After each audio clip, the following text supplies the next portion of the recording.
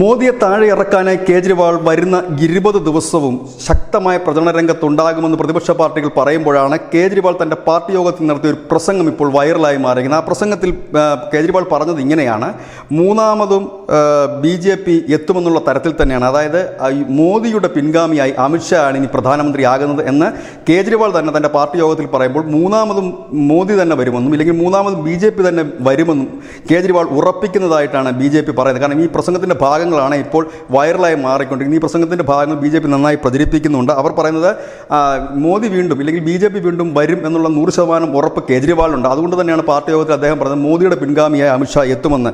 ഏതായാലും കേജ്രിവാളിന് തൻ്റെ പിൻഗാമികളെക്കുറിച്ച് വിശ്വാസമില്ല. അതുകൊണ്ടാണ് മുഖ്യമന്ത്രി പദം ഒഴിയാത്തതും ഒപ്പം തന്നെ പിൻഗാമികളെ നിശ്ചയിക്കാത്തതും. ഏതായാലും കേജ്രിവാളിൻ്റെ ആ ഒരു പ്രസ്താവന ഇപ്പോൾ കേജ്രിവാളിന് തന്നെ പാരയായി മാറുന്ന കാഴ്ചയാണ് കാണാൻ കഴിയുന്നത്. News desk news India Malayalam.